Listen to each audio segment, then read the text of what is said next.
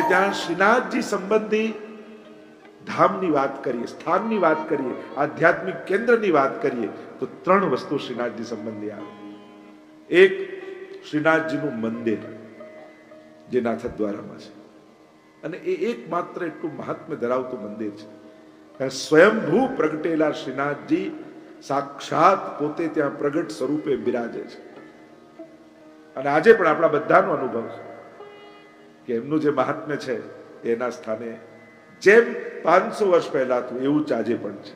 એમાં જરાય ન્યૂનતા નથી, કારણ કે ત્યાં કાળ બાધા કરતો નથી.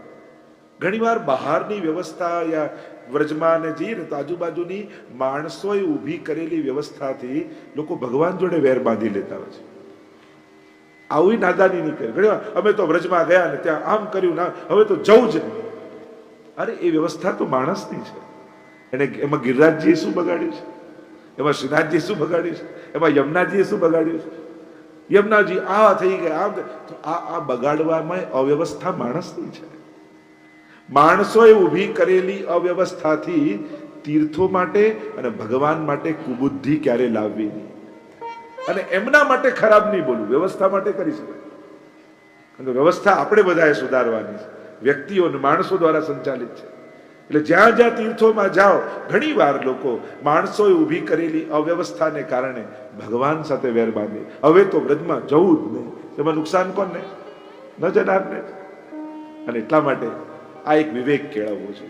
ક્યાંય બી તમે કોઈ પણ ભગવત સ્થાનોમાં દર્શન કરવા જાઓ કે કોઈ ધાર્મિક કાર્ય કરવા જાઓ, અરે હું તો કહું છું કોઈને દાન કરવા જાઓ. ઘણી વાર લોકો નથી કહેતા મેં પેલાને આટલી મદદ કરી તો એને આમ કર્યું, હવે તો કોઈને મદદ જ નહીં કરવા. તેમાં નુકસાન કોને ગયું? તમારા હાથમાંથી જ પુણ્ય ગયું. એક વસ્તુ યાદ રાખો, તમે સારું કરવા નીકળ્યા છો એનો અર્થ જરાય એવો નથી થતો કે સામેવાળો તમારી જોડે સારું કરશે. એક વસ્તુ લખી રાખો, દરેકના હાથમાં પુણ્યો લખાયેલા નથી હોતા.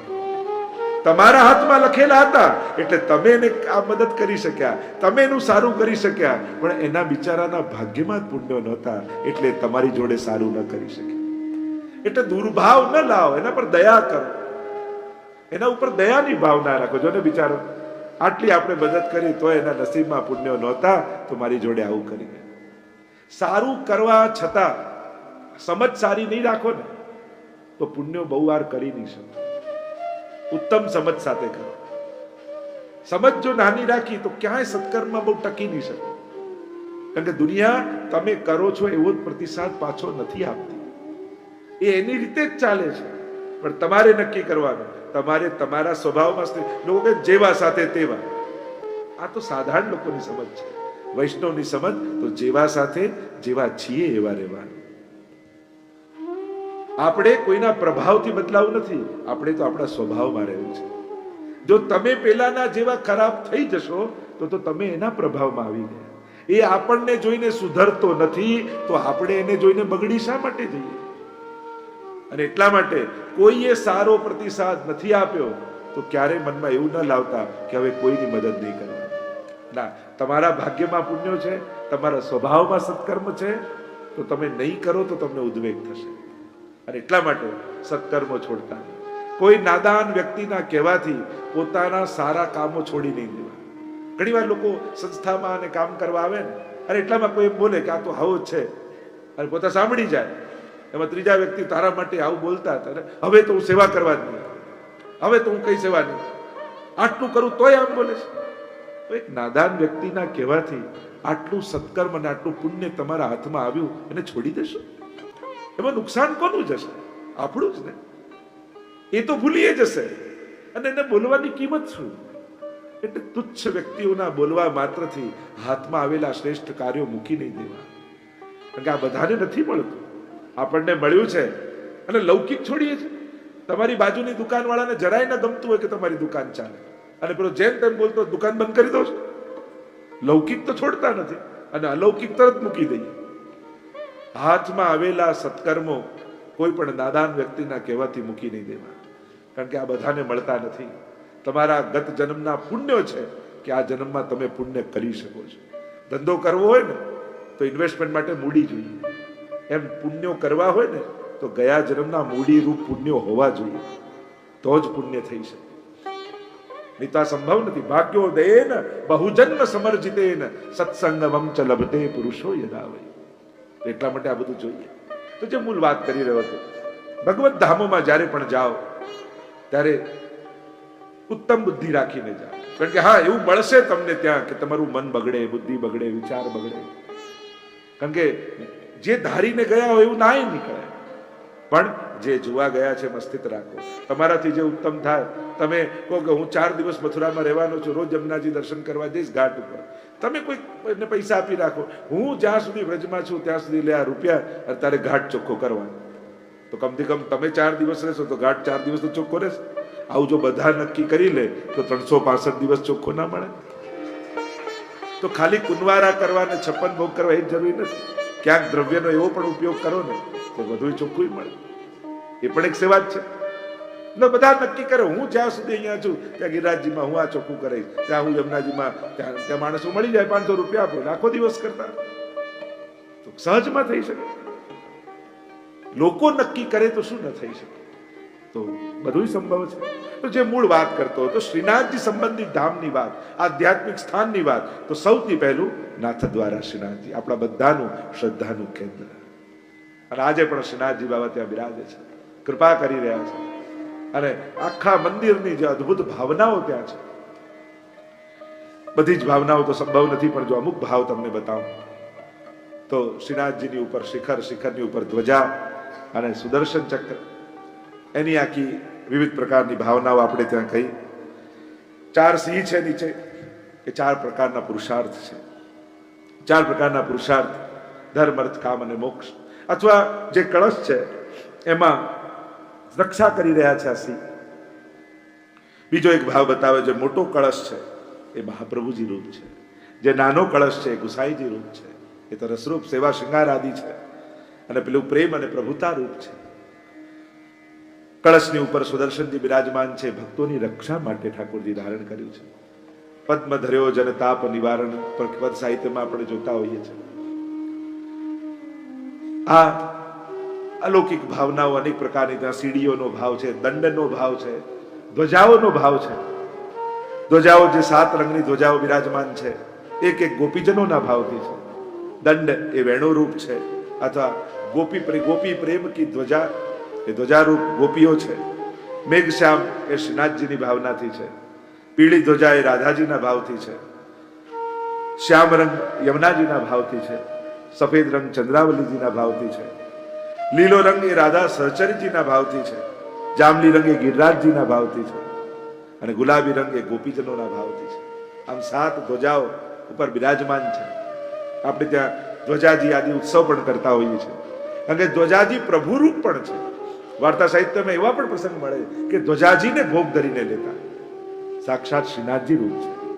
આપણે ત્યાં પ્રભુ સંબંધી જે વસ્તુઓ છે એ બધી ભગવદ રૂપ માનવામાં આવે છે. કારણ કે એક વાર પ્રભુને જેને સ્પર્શ કર્યો એટલે જ મર્યાદા માર્ગમાં સ્વીકાર છે, પુષ્ટિ માર્ગમાં અંગીકાર છે. જેમ કોઈ તમારા હાથમાં પેંડો આપે ને તમે લઈ લો હાથમાં, એને સ્વીકાર કર્યો કહેવાય.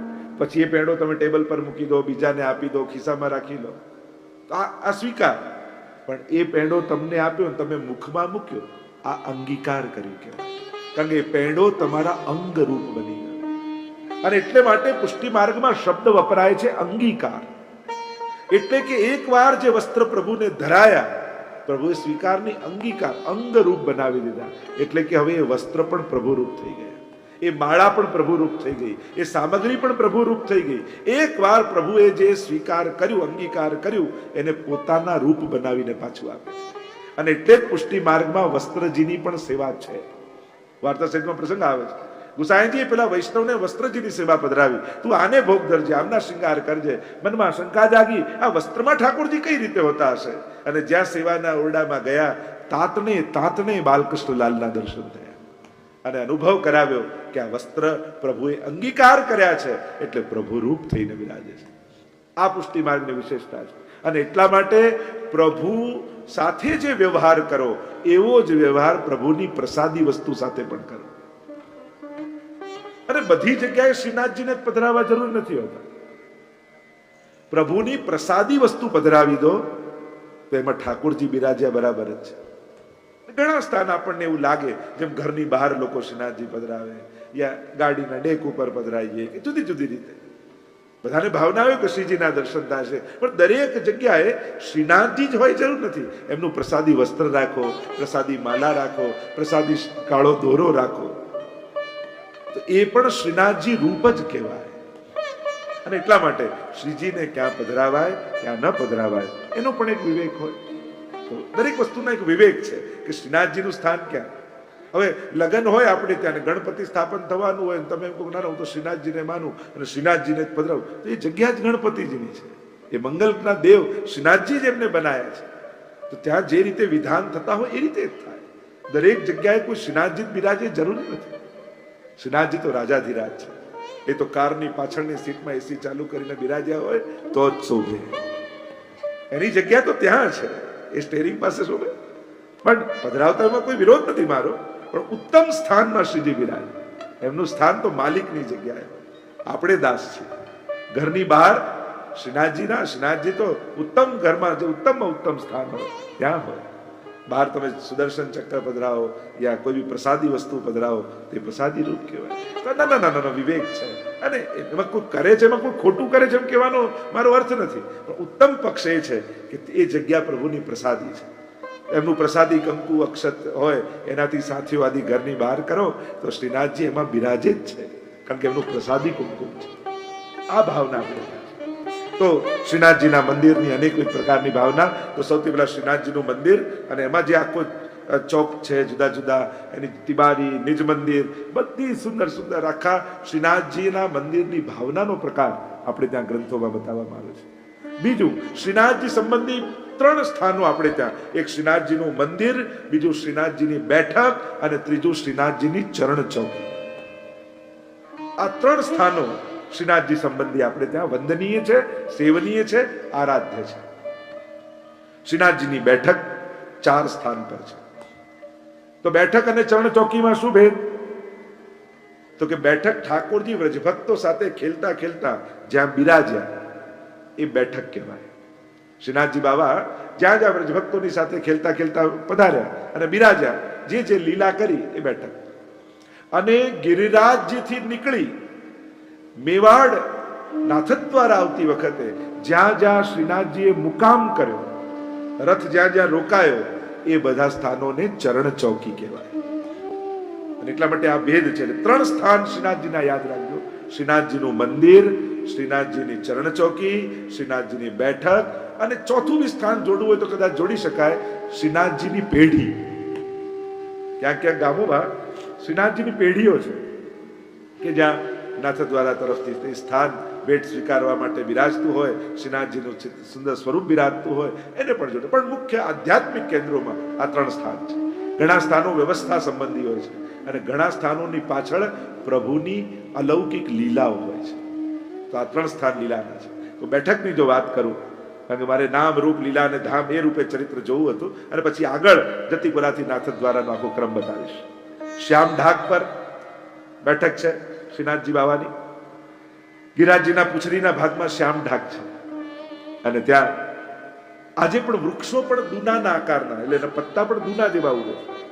છાક લીલાનું વર્ણન આવે છે ને, મીઠો મદન ગોપાલ આ જગત.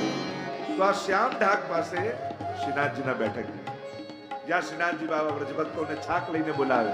છાક આપણે પિકનિક કરીએ ને એટલે બધા પોતપોતાનું ટિફિન લઈને કે ટોકરી લઈને આવે અને પ્રભુને દાઉજી મધ્યમાં બિરાજે, આજુબાજુ બધા સખાઓ કોંડાળું કરે અને ટોકરી ખોલી ખોલી, અરે લાલન મેરી મૈયા પેડા બડે સુંદર બનાવે, લે આરો. અરે લાલન મેરી મૈયા બરફી બડી સુંદર બનાવે, લે આરો. આમ સખાઓની સાથે છાક લીલા કરે અને ક્યારેક ગોપીજનો સાથે. જયવત છાક સલોની મોહન. આ 2 પ્રકારના ભાવ, સખાઓની સાથે ને ગોપીજનોની સાથે. તો આ શ્યામ ઢાક આજે પણ જ્યારે વ્રજયાત્રા હોય ત્યારે આ શ્યામ ઢાક પર છાક લીલાનો મનોરથ થતો હોય છે. જેણે જેણે લીલી પરિક્રમા કરી હશે યા કરવા જવાના હશે એમને અનુભવ થશે. અને ત્યાં ઠાકોરજી વિવિધ પ્રકારની છાક આરોગતા હોય છે અને છાકનો મહોત્સવ થતો હોય છે. આ જે છાક લીલા જેને જોઈને બ્રહ્માજી ને મોહ થઈ ગયો હતો કે આ ઈશ્વર હોય, આ ગોપ બાળકોનું એઠું ખાનારો. અને પ્રભુએ મોહનું નિવારણ કર્યું હતું. આ શ્યામ ઢાક પર પ્રભુની શ્રીનાથજીની બેઠક છે. બીજી બેઠક ગુલાલ કુંડ પર છે શ્રીનાથજી. આજે પણ ગુલાલ કુંડ જ્યારે જઈએ ત્યાંની રજ પણ લાલ છે. અને ખેલના દિવસો જ્યારે હમણાં જ ગયા અને હમણાં જ અમે વ્રજમાં ગયા હતા અને ત્યાં ખૂબ હોરી ખેલનો સુંદર મનોરથ કર્યો. જ્યારે જ્યારે વ્રજયાત્રા હોય ત્યારે આ ગુલાલ કુંડ ઉપર હોરી ખેલનો મનોરથ થાય. આજે પણ દરેક લીલી પરિક્રમા, કારણ કે અહીંયા વ્રજભક્તોની સાથે ઠાકોરજી હોલી ખેલ્યા હતા. પ્રભુ તો પરમ પ્રવીણ છે. બંને ખિસ્સામાં અબીર અને ગુલાલ ભરી હાથમાં ફેંટ લે અને ફેંટમાં ગુલાલ ભરી ગોળ ગોળ કરીને એવી ફેંકે. બધા જ ગોપીજનો રંગાઈ જાય, પાછા નાચતા જાય, કૂદતા જાય, આનંદ કિલ્લોલ કરતા જાય. રાધાજી ને ચંદ્રાવલીજી બધા જ ભેગા થયા, વિચાર કરવા લાગ્યા કેમ કરીને આને પકડવું. આ એકવાર હાથમાં આવે પછી જો એની ખેર નથી. ચંદ્રાવલીજીએ કહ્યું કે રાજાને પકડતા પહેલા એના પ્રધાનને પોતાને વશ કરી લેવું જોઈએ. બધાને યુક્તિ ગમી. ફગવા ઝોલી ભરીને લઈને ગયા, પોટલી ભરીને, અને શ્રીદામાને બતાવવા લાગ્યા. લે શ્રીદામા, તારા માટે ફગવા લાયા છે. લોકો ના તમારે પકડીને રંગશો તો? અરે ના ના, તેરે બાબા કી સોગન જો તો પકડે. અને પેલો ભોલો ધીમે રહીને ફગવા લેવા આવ્યો અને પકડ્યો ગોપીઓ. ચારે બાજુથી ગોપીઓ ફરી વળી, જેટલો રંગ હતો બધો રંગી દીધો. પેલો કે મને ક્ષમા કરો, માફ કરો, તમે કોઈ કરીશ, મને છોડો. જો તું બોલ્યો છે કયો કરીશ? હા, જે કહેશો એ કરીશ. બોલો શું કરું? ઠાકોરજીને પકડીને અહીંયા લઈ આવો. અરે આ કોઈ થતું હશે? પ્રભુ કઈ મારા હાથમાં આવતા હશે ને કઈ ને કઈ પકડીને અહીંયા લવાય? તમારા બધાની મધ્યમાં ફરી રંગવા લાગ્યા સુદામા. ગુલાલ અબીર એવી આંખોમાં ભરી દીધા. સુદામા કહે કે હું કોશિશ કરું છું.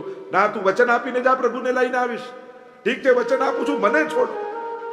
સુદામાને છોડ્યો અને પ્રભુ તો નાચી રહ્યા છે, કૂદી રહ્યા છે. હોરી હે, હોરી હે, ચારે બાજુ ખેલ થઈ રહ્યો છે. આખું બ્રજ ગુલાલમય બની ગયું છે. પ્રભુ પાસે આવ્યો સુદામા, મનમાં યુક્તિ વિચારીને આવ્યો. પ્રભુને કહેવા લાગ્યો, પ્રભુ આપ કેવા સુંદર ખેલો છો, પણ આપ જે આ ફેંકો છો ને ગુલાલ, એ તો નજીક સુધી જ જાય છે. એટલી દૂર દૂર ઉભેલી ગોપીઓ તો બધી કોરી છે. મારા મનમાં મનોરથ એ છે કે આપ મારા કંધા પર ચડી જાઓ અને પછી ગુલાલ ફેંકો તો એ દૂર દૂર વાળી ગોપીઓ પણ બચે. હા, તું ઠીક બાત, આ ઉપાય સારો છે. ઠીક હે, નીચે બેઠ. અને જ્યાં બેઠો સીતામાના કંધા પર ઠાકોરજી ચડ્યા. મળ્યો મોકો, લઈને દોડ્યો સીતા. ભાગતા ભાગતા ભાગતા ભાગતા ભાગતા આવ્યો બધા ગોપીઓના પરિક્રમા, ઉતાર્યા ઠાકોરજીને, પોતે ભાગી ગયો. ઠાકોરજી આમ જવા જાય, ગોપીઓએ કુંડાળું કરી લીધું, હાથમાં બંને હાથમાં પકડી, આમ જાય તો આમ પકડે, આમ જાય તો આમ પકડે. પ્રભુને બહાર જવાની જગ્યા જ નહીં. આ 40 દિવસ આપે અમને રંગ્યા છે, આજે આપ અમારા હાથમાં આવ્યા છે. બધી ગોપીઓ ફરી વળી, બહુ રંગ્યા ઠાકોરજીને. પ્રભુ કેવા, હવે તો મને જવા દો. ના, 40 દિવસ સુધી અમને હેરાન કર્યા છે આપે, આજે આપને નહીં છોડી. આને શું સજા આપી? ચંદ્રાવલીજીએ કહ્યું, આ લાગે છે કેવા સુંદર, આને જો નાર બનાવીએ તો કેવો સુંદર લાગે. કહ્યું કે હા, લાવો વસ્ત્ર લાવો. ચણિયા ચોળી, ઓઢણી બધું લાવ્યા. પ્રભુને ચણિયા ચોળી બનાવી, માથે ઓઢણી ઓઢાવી, પોતાના આંખમાંથી કાજલ કાઢીને કાજલ લગાડ્યું, કંકુ કાઢીને કંકુ લગાડ્યું. કહ્યું કે હવે સુંદર લાગે છે. અચ્છા, સુંદર તો લાગે છે, પણ આને નાચતા આવડે છે કે નહીં? એમ કરો, આખા 40 દિવસ અમને નચાવ્યા છે, યાકો યશોમતી નિકટ નચાવો. ત્રીજું સ્થાન બેઠકનું એ ટોડકો ઘનો. આપણે વાર્તા પ્રસંગને જોયો હતો. જ્યારે યવન રાજા મંદિર તોડવા માટે આવ્યો ત્યારે ગાડા ઉપર બિરાજમાન થઈ સ્વયં શ્રીનાથજી બાવા આ ટોડકા ઘનામાં પ્રવેશ કરી ગયા અને ટોડના ઘનામાં જઈ ચતુરા નાગાનો મનોરથ પૂર્ણ કર્યો, રાસનો આનંદ લીધો. એ ત્રીજી બેઠક. અને ચોથી બેઠક શ્રીનાથજી બાવાની પરાસોલી, રાસોલી. અહીંયા ઠાકોરજી કોટવંદ, ત્યાં ચરણગંગા પ્રગટાવી છે ઠાકોરજી. એ રાસોલી સ્થાન, એ પણ બેઠક છે. એ જ રીતે શ્રીનાથજી બાવાની લગભગ 12 ચરણ ચોકીઓ પ્રસિદ્ધ છે. શ્રીનાથજી બાવા ગિરિરાજજી પરથી પધાર્યા અને જ્યાં જ્યાં રથ રોકાયો ત્યાં ત્યાં ચરણ ચોકીના નામથી પ્રસિદ્ધ છે. એટલે કે આ બેઠકમાં પણ શ્રીનાથજી નિત્ય બિરાજે છે અને ચરણ ચોકીમાં પણ ઠાકોરજી નિત્ય બિરાજે છે. એટલે આજે પણ જોધપુર જાઓ, કોટા જાઓ, આગ્રા જાઓ, ત્યાં બધે ચરણ ચોકીઓ છે. 12 સ્થાન છે. પહેલું સ્થાન તો ગોપાલપુર ગિરિરાજજીની ઉપર, જ્યાં પૂરણમલ ક્ષત્રિય મંદિર બંધાવ્યું, એ ચરણ ચોકી પહેલી. બીજી શ્રીનાથજી બાબા ગિરધરજીનું વિનંતીને સાંભળી અને પધાર્યા છે સતગરામાં. મથુરામાં સતગરા છે, ત્યાં પણ શ્રીનાથજીની ચરણ ચોકી માનવામાં આવે છે. ત્રીજું સ્થાન એ આગ્રા. જ્યારે જતીપુરાથી ગાડામાં ઠાકોરજી પધાર્યા મેવાડ જવા, ત્યારે સૌથી પહેલો મુકામ આગ્રામાં કર્યો અને ત્યાં અન્નકૂટ ગુપ્ત રીતે આરોગ્યનો પ્રસંગ આપણે જોઈશું. ત્યાં ત્રીજી ચરણ ચોકી છે. ચોથી કૃષ્ણપુરીમાં, પાંચમી કોટાબુંદીમાં, એમ કરતા કરતા કિશનગઢ, ચાપાસની, સિંહાળ, નાથદ્વારા, ઉદયપુર અને ઘસિયાળ, આટલા સ્થાનોમાં શ્રીનાથજી બાવાની ચરણ ચોકી આવેલી છે. તો આ ત્રણ સ્થાન વિશેષ રૂપે, કારણ કે શ્રીનાથજીનું ચરિત્ર જોઈ રહ્યા છે તો આ નાની નાની બાબતોનું પણ આપણને જ્ઞાન હોવું જોઈએ. તો મંદિર એ શ્રીનાથજી બાવાનું, એ જ શ્રીનાથજીની બાજુમાં મોતીમાં, જો આખા મંદિરની ભાવના એટલી એક એક એવી સુંદર બતાવવામાં આવી છે. જો તમે એ ભાવનાને વાંચો અને પછી જો નાથદ્વારા જાઓ ને તો તમને શ્રીનાથજીનું આખું મંદિર આધિ દૈવિક રૂપે દેખાય, અલૌકિક રૂપે દેખાય. એ પગથિયા ના લાગે, એ સાત નવધા ભક્તિ તમને લાગે, એ દ્વાર ન લાગે, સ્વામીજીની મુઠ્ઠી લાગે. આપણે ત્યાં દરેક વસ્તુ ભાવ ભાવનામાં બતાવી. પ્રભુ સંબંધી દરેક વસ્તુ ભાવાત્મક છે અને એટલા માટે આ ત્રણ જ્ઞાન જીવને હોવા જોઈએ. સ્વરૂપ જ્ઞાન, જેમ આપણે ભાવ ભાવના, લીલા ભાવના અને સ્વરૂપ ભાવના, આ ત્રણ ભાવના આપણે ત્યાં છે કે સ્વરૂપ ભાવનાનો વિચાર, ભાવ ભાવનાનો વિચાર ને લીલા ભાવના. કે આ લીલાની શું ભાવના છે? આપણે ત્યાં ટેરો એ માયા રૂપ છે, દ્વાર એ મુઠ્ઠી, સ્વામીજીની મુઠ્ઠી નેત્રો છે, અનેક અનેક ભાવ બતાવવામાં આવે છે. આપણે ત્યાં જે ખંડપાટ, ચોકી, પડગા, આપણે ત્યાં સાજ, પીછવાઈ, બધું જ વસ્તુ ભાવાત્મક માનવામાં આવે છે. પ્રભુ સંબંધી કોઈ પણ વસ્તુ લૌકિક નથી અને એટલા માટે એની જોડે લૌકિક જેવો વ્યવહાર નહીં કરવો, ત્યાં ભાવનાનો વિચાર કરો. આપણે ત્યાં તો ભલે ધક્કા વાગે, એ ધક્કાની ભીડ પણ યમુનાજીની લહેર છે. એટલે ધક્કામાં પણ એવો ભાવ કરો કે આ યમુનાજીની લહેરોમાં ઝૂલતા ઝૂલતા શ્રીનાથજી બાબાના દર્શન કરીએ. યા આપણે ત્યાં લાઈન પણ કહીએ ને તો શું છે, કેવી લાઈન, કેવી આમ સર્પ જેવી, આમ આમ આમ આમ. તો ગિરિરાજજીના 5 સ્વરૂપમાં એક સ્વરૂપ સર્પનું છે. એટલે કે આ લાઈનો નથી, આ તો ગિરિરાજ હરિદાસ વર્ય ભગવદી છે ને, એટલે ગિરિરાજજી આ સર્પ રૂપે શ્રીનાથજીના દર્શન કરવા માટે આવે છે. તો એનો એ ભાવ આપણે ત્યાં છે, જેનાથી મન બગડે એવી વસ્તુ પણ ઘણીવાર ભાવાત્મક રૂપે આપણે ત્યાં અલૌકિક કરીને બતાવી છે. કે જ્યારે ભાવ ભાવના હૃદયમાં પ્રગટે છે ત્યારે કોઈ વસ્તુ લૌકિક રૂપે લાગતી નથી.